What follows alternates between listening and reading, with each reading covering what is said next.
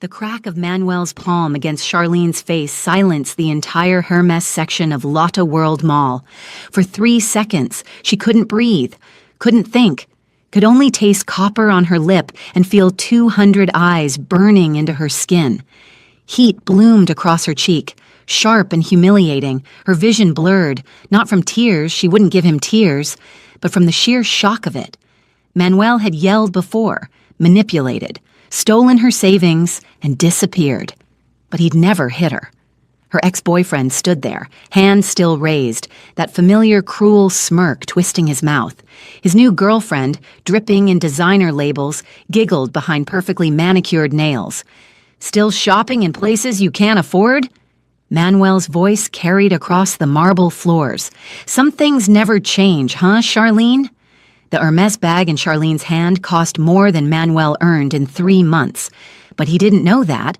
Nobody from her old Atlanta life knew that 3 months ago. She'd crashed into a stranger outside of Pojangmacha in Itaewon and walked away as Cho Chong-sik's contract wife. Her phone buzzed against her ribs. Once. The emergency alert. Somewhere in this mall, Chong-sik's security had just watched her get slapped. And what Chong-sik's men saw, Chong-sik knew within seconds. Charlene's throat tightened. Her contract husband had 3 rules. She could live her life, spend his money, stay out of his business. But she had to stay safe, stay protected, stay untouched. Manuel had just broken the only rule that mattered. He grabbed her wrist, fingers digging into skin that would bruise. "You don't walk away from me. You think because you ran off to Korea, let go." Her voice came out steadier than she felt. His grip tightened. "Make me." The phone buzzed again, twice now. The second signal meant they were moving. Manuel didn't see the 3 men in black suits closing in from different angles. Didn't notice how the crowd had started to thin, shoppers suddenly remembering they had somewhere else to be. "You always were pathetic," Manuel hissed, yanking her closer, running away instead of, "Mrs. Cho." The voice came from behind her, smooth and cold as winter water. Min-jun, Chong-sik's right hand, the man who made problems disappear. Manuel's hand dropped from her wrist like she'd burned him. Min-jun didn't look at Manuel, his dark eyes fixed on Charlene's reddening cheek, and something flickered there. The kind of professional assessment that calculated exactly how much force had been used and exactly how much would be returned. But here's what Charlene couldn't have known standing in that mall. Min-jun had just sent a photo to his boss, and in a penthouse 15 minutes away, Cho Chong-sik had looked at his wife's bruised face and made a decision that would unravel everything. And if you want to see exactly what a Korean mafia boss does when someone touches his wife, subscribe now. Things are about to get really dangerous. "The car's waiting," Min-jun said in Korean, then switched to English. "Sir, you should leave Seoul. Tonight would be preferable." "Who the hell are you?" Manuel puffed his chest, playing tough because he had no idea who he was talking to. Min-jun's smile didn't reach his eyes.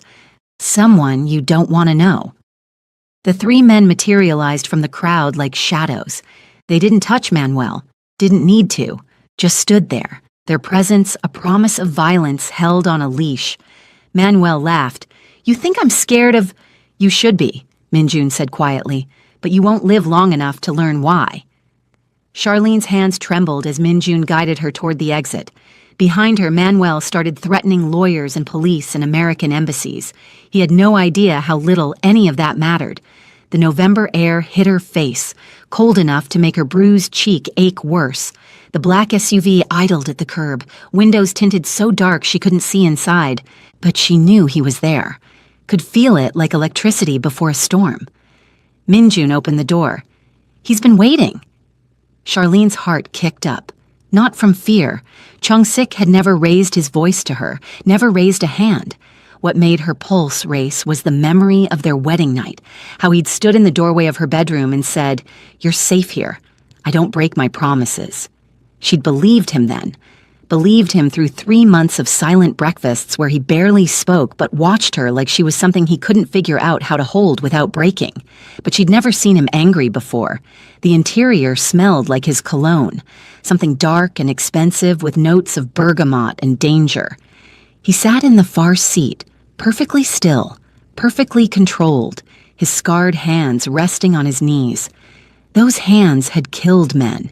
She'd pieced it together from overheard phone calls and the way people looked at him, like he was a bomb that might detonate if you breathed wrong. When his eyes found the bruise darkening her cheek, those hands clenched into fists so tight his knuckles went white. The temperature in the car dropped 10 degrees. Who? Not a question, a command wrapped in silk and razors. Just my ex, it's nothing. I can handle... His name, Charlene. She'd never heard him say her name like that before, like it was both a prayer and a threat. Manuel, she whispered. Manuel Webb, but Chong's sick. Please don't... He moved before she could finish, closing the space between them in one fluid motion. His hand came up and Charlene flinched, just slightly, just enough. Chong Sik froze. Something devastating crossed his face. I would never, he said, his voice raw. His fingers hovered a breath away from her bruised cheek, not quite touching. Never, Charlene. The heat of his palm radiated against her skin.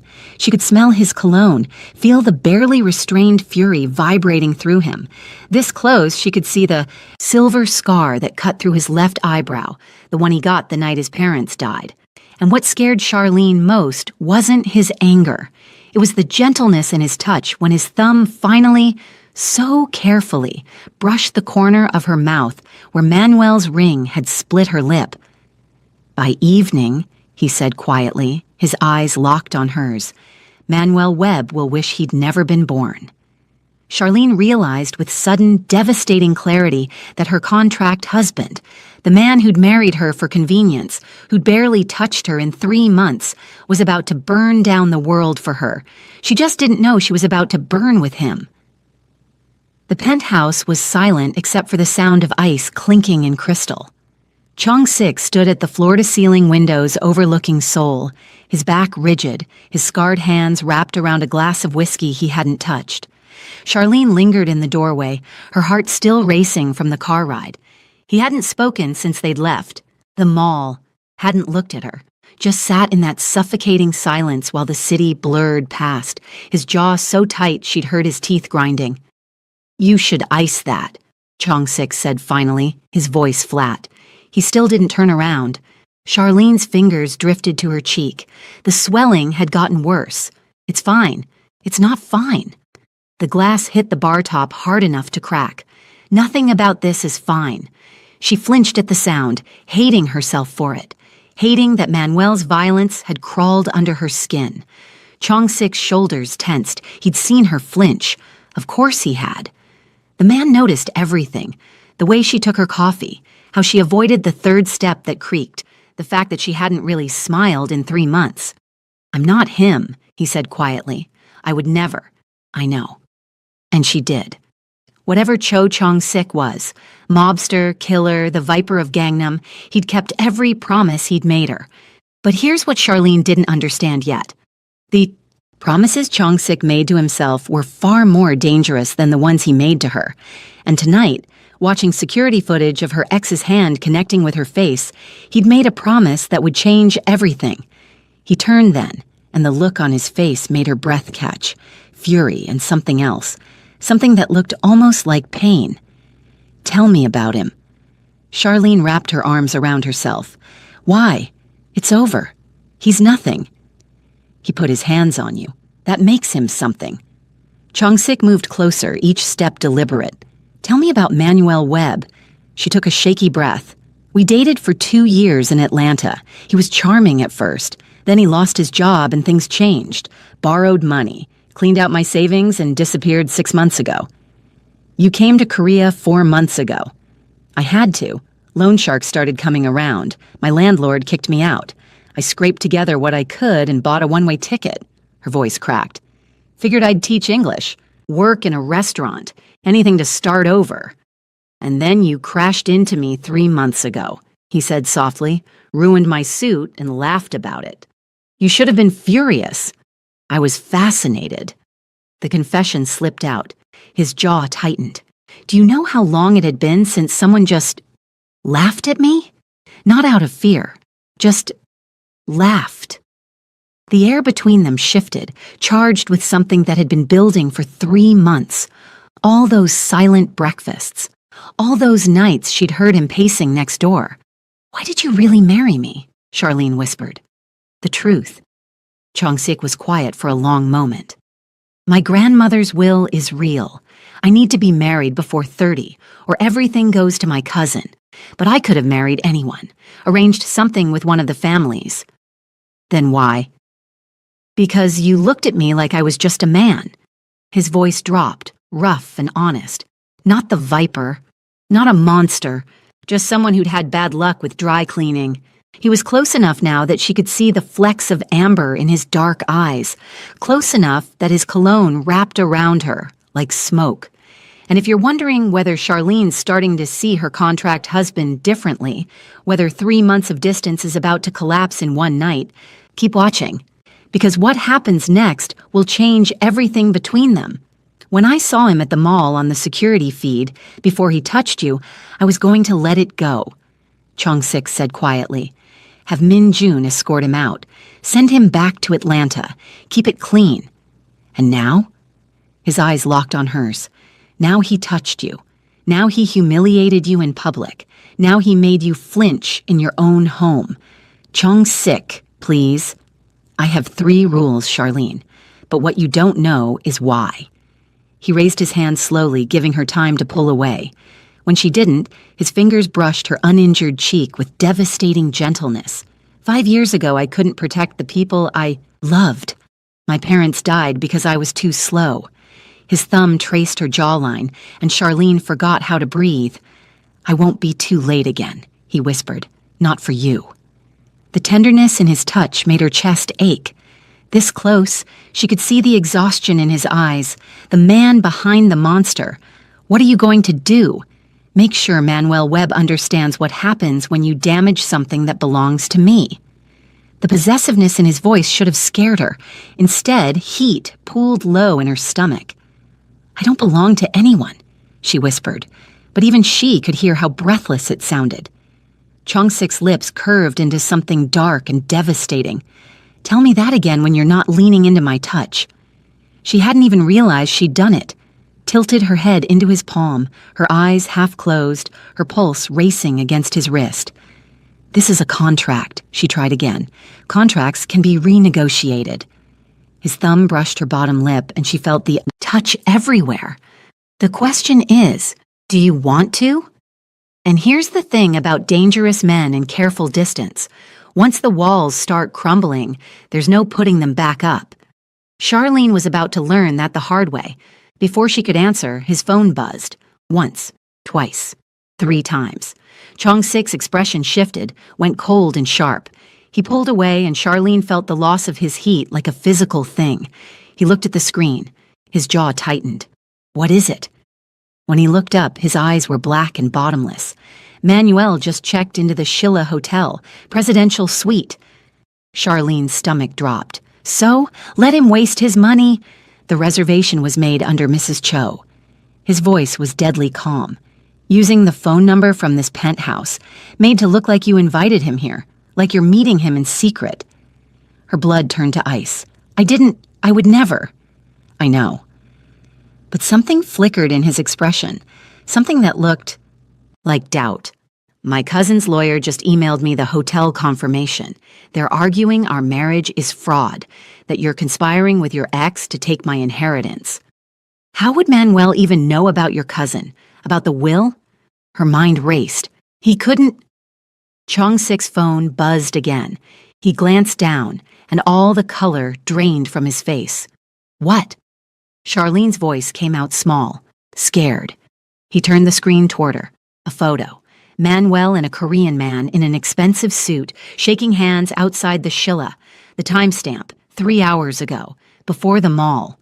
The man's face made Charlene's chest tighten. She'd seen him before, in a photo on Chong-sik's desk that he thought she hadn't noticed. That's your cousin, she whispered. That's my cousin. Chong-sik's voice was empty, flat.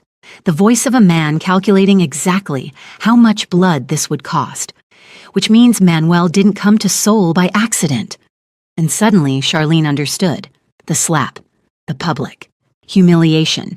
The hotel reservation in her name. This wasn't about Manuel being vindictive. This was a trap, and they'd both walked right into it. Charlene's hands shook as she stared at the photo.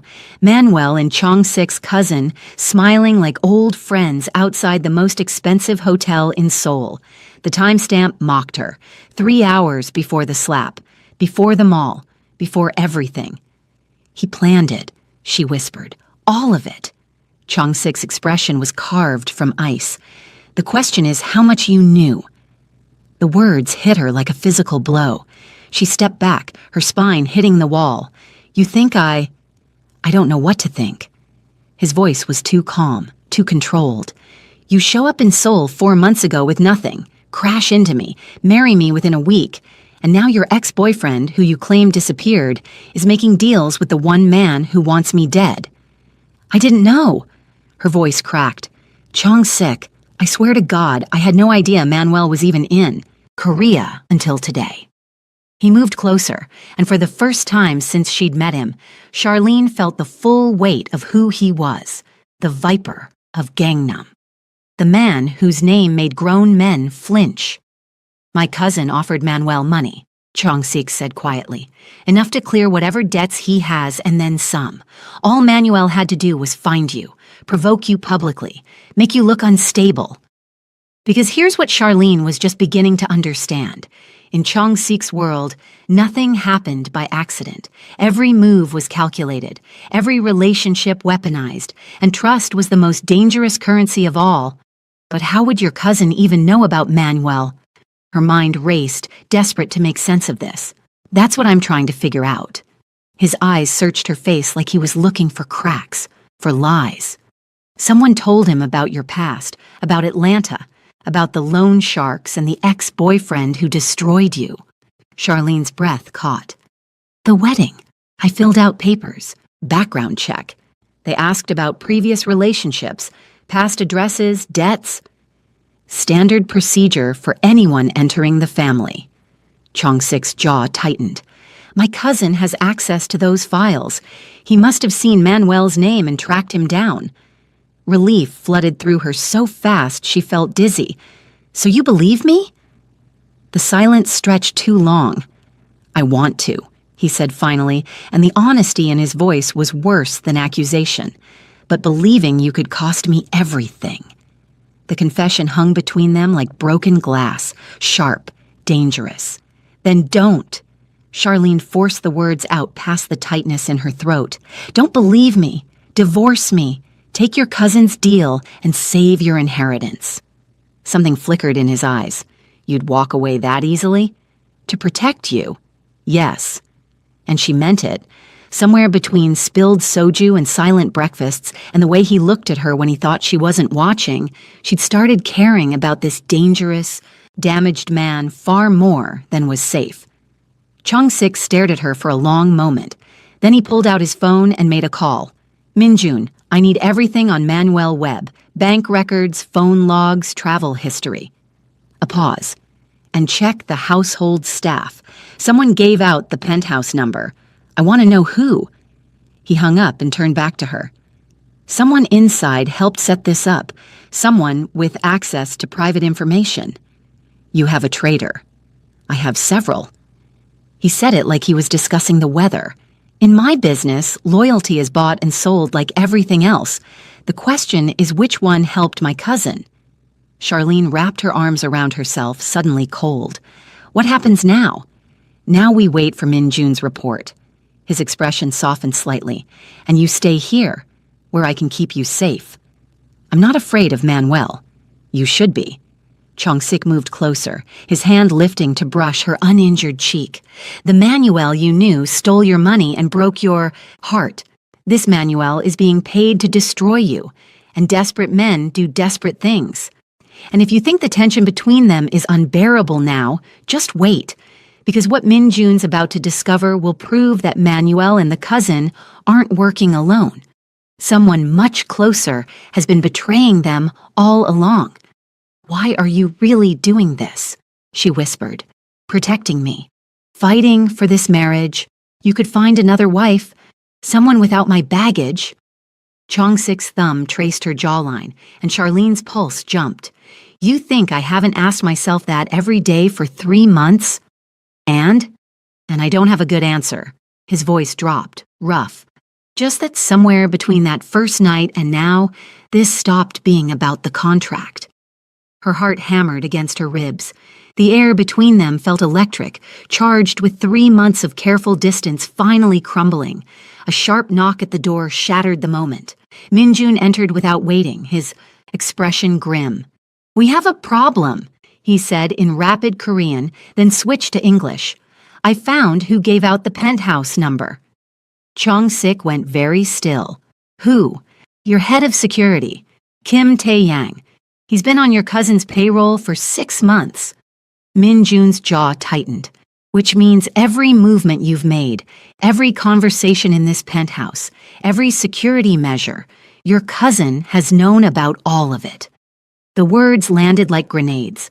Charlene watched the color drain from Chong-sik's face, watched him process the depth of the betrayal.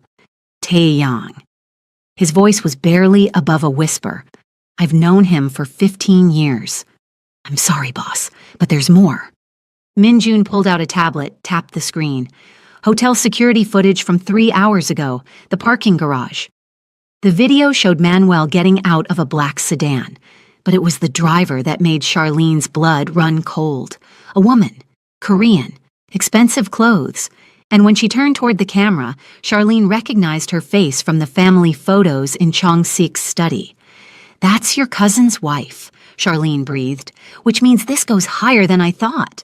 Chong-sik's voice was flat, empty, the voice of a man watching his family betray him in real time. They're coordinating. Manuel is just the weapon. Minjun nodded.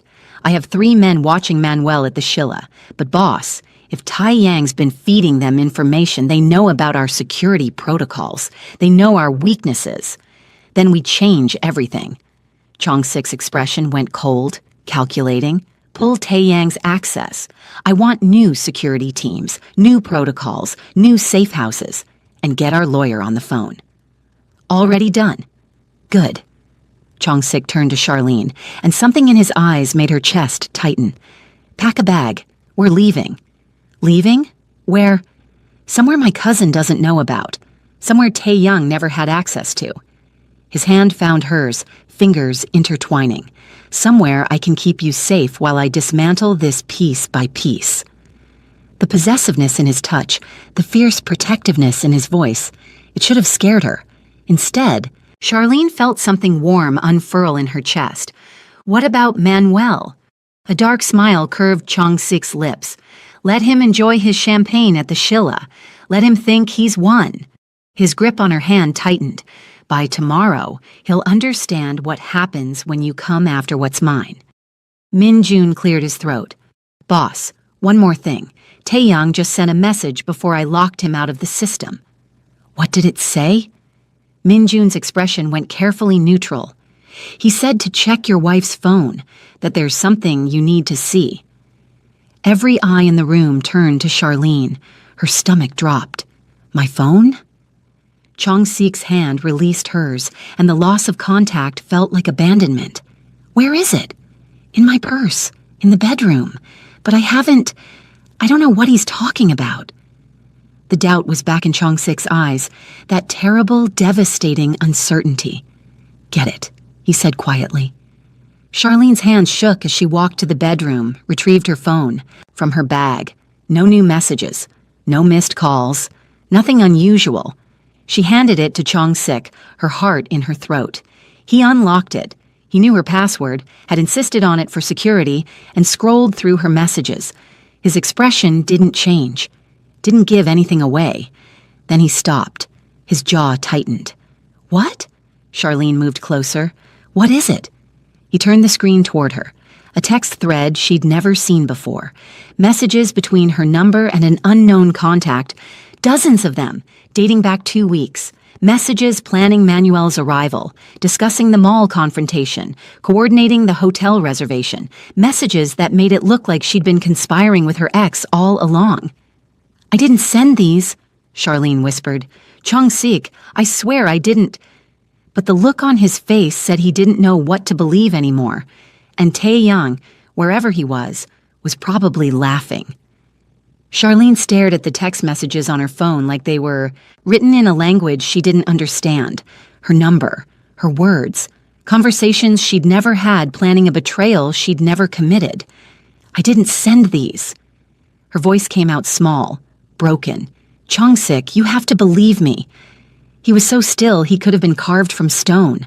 Only his eyes moved, scanning the screen, reading evidence that damned her with every word. They're dated, he said finally. 2 weeks of planning, meeting times, the exact location in the mall. Someone planted them. Tae-yang had access to everything. Tae-yang doesn't have the technical skill to spoof text messages. Chong-sik's voice was too calm. That requires professional work. Min-jun stepped forward. Boss, I can have our tech team analyze the phone. Check for remote access. Cloned SIM cards. Do it.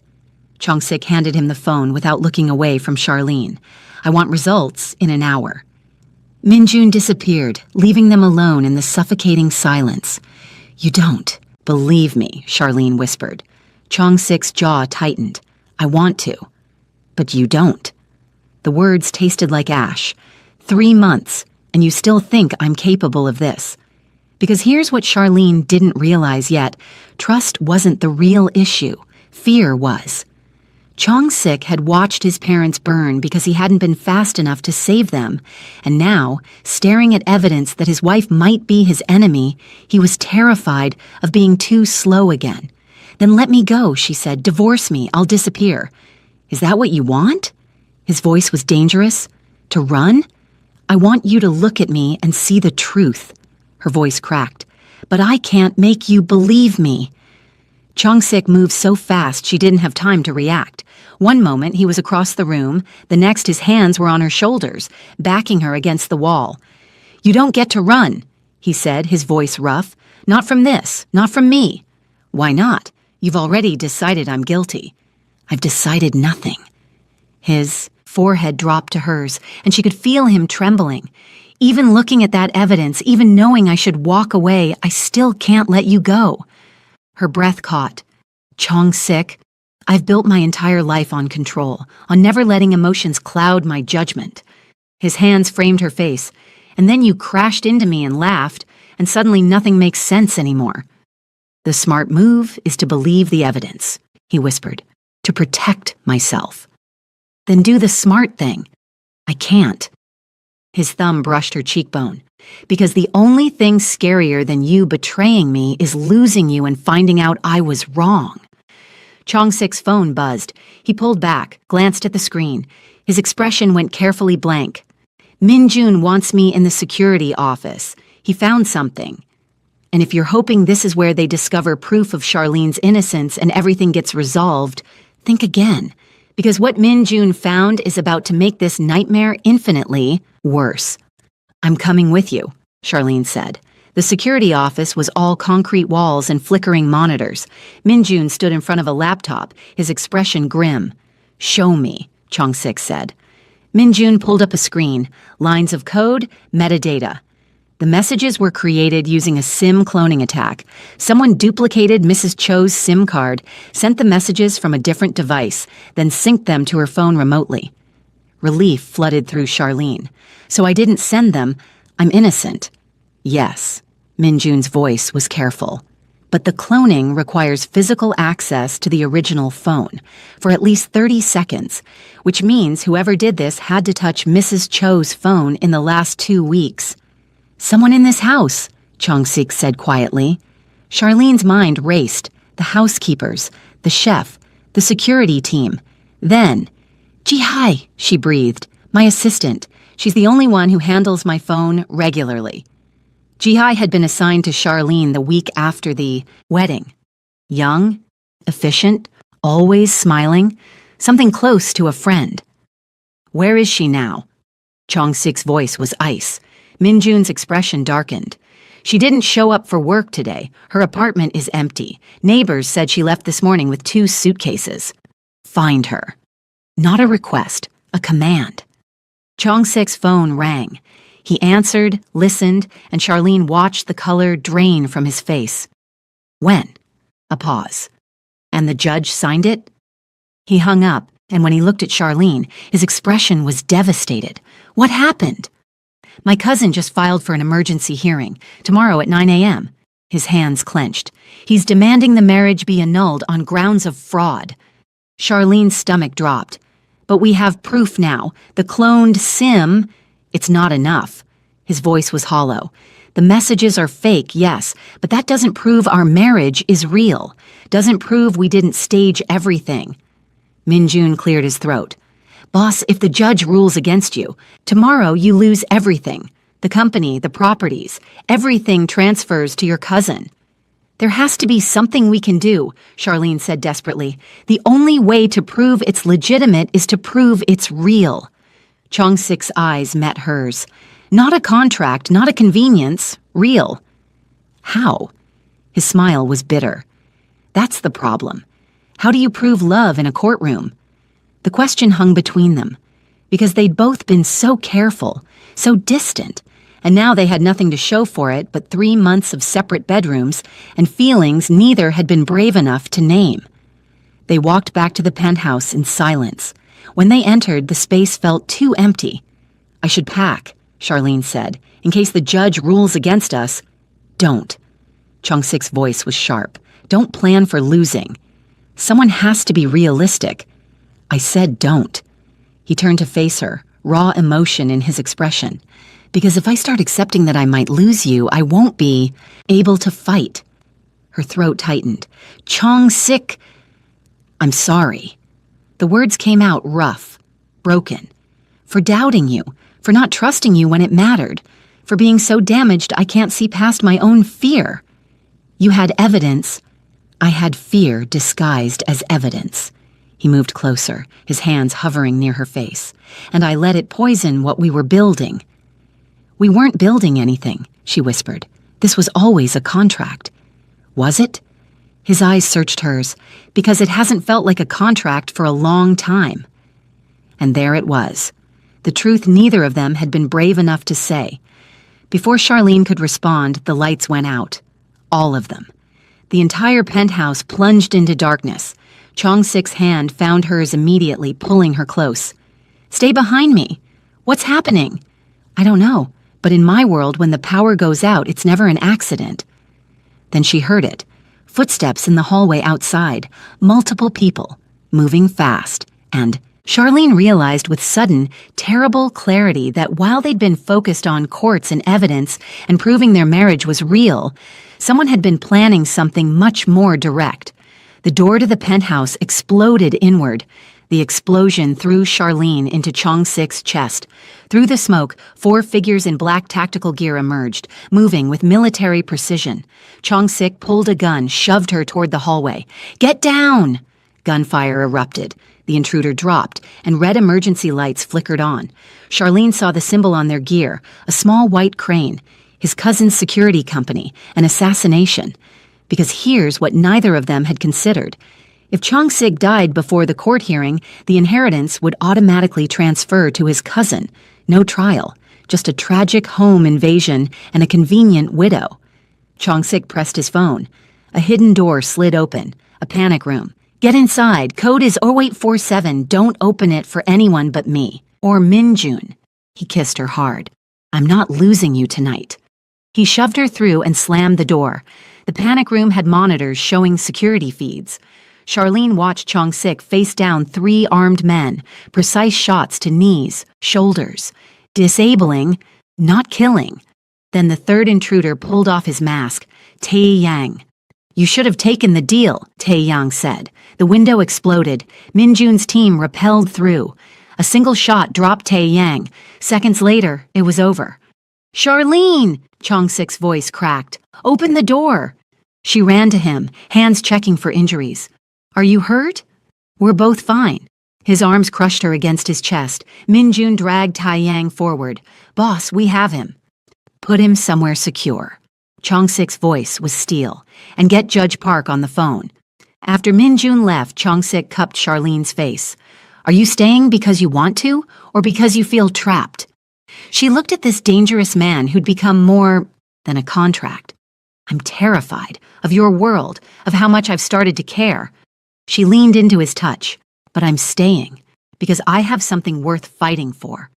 His smile was devastating. Yeah? Yeah, she kissed him. So let's destroy your cousin.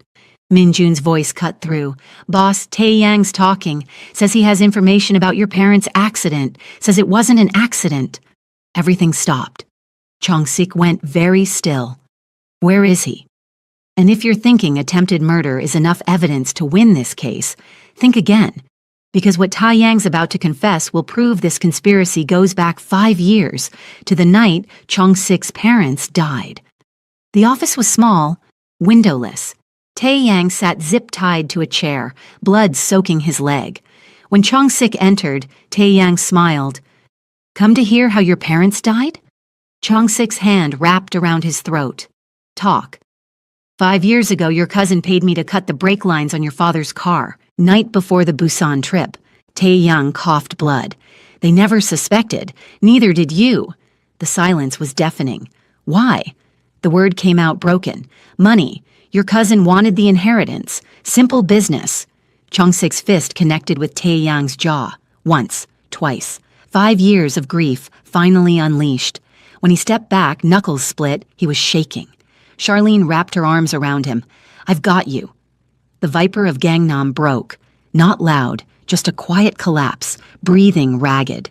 I should have protected them, he whispered. You couldn't have known. Her voice was steel. They died because your cousin is a monster, and in 7 hours we're going to prove it. Minjun cleared his throat. I recorded everything. The confession, the home invasion. We have a pattern. And if the judge doesn't see it? Chong-sik's voice was raw. Then we make him, Charlene said, whatever it takes. Minjun's phone buzzed. He answered, and his expression shifted to alarm. What? Chong-sik demanded. Ji-hee. Border Patrol flagged her at Incheon Airport. Flight to Beijing in 2 hours. Stop her. She has diplomatic immunity, same as Manuel. Minjun's jaw tightened. And boss, she's carrying documents, marriage certificates, financial records, all showing your marriage was staged, forged signatures, backdated paperwork. Charlene's stomach dropped. Our marriage is legal. Your cousins had months to create convincing forgeries. If Ji-hai gets those to the press before our hearing, the court of public opinion convicts us first. Chong-sik pulled out his phone, dialed. Judge Park, I need an emergency injunction. He listened, and Charlene watched his expression harden. What do you mean you can't? My cousin tried to have me killed tonight. His voice went dangerously quiet. I see. Yes. Thank you. He hung up, fury barely contained. What did he say? That without concrete evidence linking Ji-hai to the conspiracy, he can't violate her immunity, and that if I continue with baseless accusations, he'll rule against us automatically. The words landed like blows. So we just let her destroy us? Charlene felt panic rising. No! Chong-sik's voice was ice. We beat her there. If she's going to tell a story, we tell ours first. He turned to Minjun. Call every reporter who's ever covered my family. Get them to the courthouse at 8 a.m. I'm giving a press conference. Boss, that's an hour before the hearing. Exactly. We go public with everything. The home invasion, Tae Yang's confession, my parents' murder, my cousin's conspiracy. His eyes were black and bottomless. We turn this into the scandal of the decade. And if it backfires? Charlene's voice was small. Chong-sik's hand found hers. Then we go down fighting, together. Minjun nodded. I'll set it up. Charlene looked at the blood on Chong-sik's knuckles, the exhaustion in his eyes, the fierce determination keeping him standing. This is insane, she whispered. I know. We could lose everything. I know. He pulled her close. But I'm done hiding.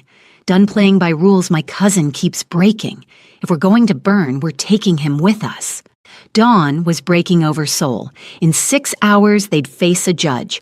In 1 hour, they'd face the cameras. And somewhere at Incheon Airport, Ji-hai was boarding a plane with documents that could destroy them both. But Chong-sik and Charlene had something his cousin could never understand. They had each other, and they were done running. The final battle was about to begin. The courthouse steps were swarming with reporters by the time Charlene and Chong-sik arrived. Flashes exploded like gunfire. Microphones thrust forward. Min Jun's security team formed a barrier, but the questions came anyway. Mr. Cho, is it true your cousin tried to have you killed? Mrs. Cho, are the fraud allegations true? Chong-sik's hand tightened on Charlene's as they climbed the steps. He looked every inch the Viper. Expensive suit perfectly tailored despite the sleepless night. Expression carved from ice. Only Charlene could feel the tremor in his grip. At the top, he turned to face the cameras. The crowd went silent. My name is Cho Chong-sik, and I'm here to tell you the truth. His voice carried across the plaza. Last night, 4 armed men broke into my home with orders to kill me. My head of security confessed to murdering my parents 5 years ago on my cousin's orders. Gasps rippled through the crowd. My cousin has spent 6 months orchestrating fraud. He hired my wife's ex-boyfriend to provoke her. He planted evidence. He paid staff to betray us. Chong-sik's jaw tightened, all to steal an inheritance built on my parents' graves. Charlene watched reporters scribbling notes, filming, broadcasting live. No going back now. Today, a judge will decide if my marriage is legitimate. His eyes found Charlene's, and something soft broke through the ice. But I want everyone to know, my marriage to Charlene Davis is the most real thing in my life. She's my wife, and I will burn down anyone who tries to take her from me. Then chaos erupted. But Chong-sik just took Charlene's hand and walked inside. Because here's what Jae-won didn't know yet. The press conference wasn't just about public opinion. It was about forcing the judge's hand. With cameras outside and the scandal breaking on social media, Judge Park couldn't quietly rule in Jae-won's favor without looking corrupt. Chong-sik had just turned a private hearing into a public trial. The courtroom was smaller than Charlene expected. At the plaintiff's table sat Jae-won and his lawyer. Expensive suits, smug confidence. Jae-won's smile was poison. Cousin, very theatrical. Says the man who tried to have me killed. All rise, the bailiff announced. The Honorable Judge Park presiding. Judge Park entered, silver hair, sharp eyes. He surveyed the packed courtroom, expression suggesting he knew exactly what Chong-sik had done. This was supposed to be a simple fraud case. Instead, I wake up to news of attempted murder. Judge Park's tone was dry. Mr. Cho, your press conference was bold. The truth often is, Your Honor. Judge Park turned to Jae-won. Present your evidence. Jae-won's lawyer stood. Your Honor, this marriage was a contract solely to satisfy Mrs. Cho's will. We have the signed agreement, financial records, witness statements. Furthermore, we have evidence Ms. Davis conspired with her ex-boyfriend, text messages, hotel reservations in her name. Those were planted, Charlene said. My phone was cloned. Ms. Davis, you'll have your chance, Judge Park said sternly. Their lawyer, Ms. Kang, stood. Your Honor, marriages can evolve. What matters is the current state, not the origins. She presented evidence, the cloned SIM report, Tae-young's confession, home invasion footage, bank records showing Jae-won's payments. We have testimony proving Mr. Cho Jae-won orchestrated conspiracy, including the murder of his cousin's parents 5 years ago. The courtroom erupted. Judge Park banged his gavel. Order! And if you think this evidence guarantees victory, remember, Jae-won's lawyer has one final card to play, and it's going to force Charlene to put her heart on public record. Jae-won's lawyer stood. Your Honor, these allegations are conveniently timed, but what can't be faked is the fundamental question. Is this marriage real? He turned to Charlene. Ms. Davis, when did you first tell Mr. Cho you loved him? The question hung like a trap. You hesitate because you haven't, because this isn't love, it's a transaction? That's not true. Then tell the court, under oath, do you love Cho Chong-sik? Every eye turned to her. Chong-sik's hand found hers under the table. This was it. Just the truth of what she felt. Yes, she said quietly. Then louder. Yes, I love him. Since when? Breakfast 3 weeks ago. He made me coffee exactly how I like it without asking. He just knew. She looked at Chong-sik. I realized he'd been paying attention all along, that somewhere between a spilled drink and a contract marriage, I'd fallen in love with someone who really sees me. The courtroom was silent. You want to know if this marriage is real? It's more real than anything I've ever had. Her hand tightened on his, and I choose him. Every day. Judge Park looked at Chong-sik. Mr. Cho? Chong-sik stood. I spent 5 years building walls so high I forgot what it felt like to be human. Then Charlene crashed into me and laughed, and suddenly those walls didn't matter. His voice was rough. Is our marriage real? Your Honor, it's the only real thing in my life. Judge Park was quiet. Then he looked at Jae-won. Mr. Cho, Jae-won, I've reviewed the evidence. The bank transfers, the footage, the confession. His voice was hard. Regardless of how this marriage began, there is substantial evidence of criminal conspiracy on your part. Jae-won's face went pale. Furthermore, the marriage between Cho Chong-sik and Charlene Davis has evolved into a legitimate relationship. The annulment is denied. The courtroom exploded. Charlene couldn't breathe. They'd won. Judge Park banged his gavel. Mr. Cho Jae-won, you are ordered to appear before criminal court to answer charges of conspiracy, fraud, and accessory to murder. Bailiff, take him into custody. Officers moved forward. As they led Jae-won away, he looked back. This isn't over. Yes, Chong-sik said quietly. It is. Outside, the sun was bright and warm. Reporters swarmed, but Charlene didn't care. She turned to Chong-sik, and the smile on his face was the most beautiful thing she'd ever seen. We won, she whispered. We won. He kissed her right there on the courthouse steps, in front of the cameras and the world. Kissed her like she was precious and permanent and everything he'd ever wanted. When they broke apart, both breathing hard, Min-jun cleared his throat. Boss, we should go. Let them watch, Chong-sik said, never taking his eyes off Charlene. I'm done hiding. Charlene laughed. The same laugh from that night in Itaewon, when she'd spilled soju on a stranger's suit and changed both their lives forever. So what happens now? She asked. Chong-sik's thumb brushed her cheekbone, and the tenderness in his touch made her chest ache. Now we figure out what a real marriage looks like. No contracts, no separate bedrooms, just us. You and me against the world? Together.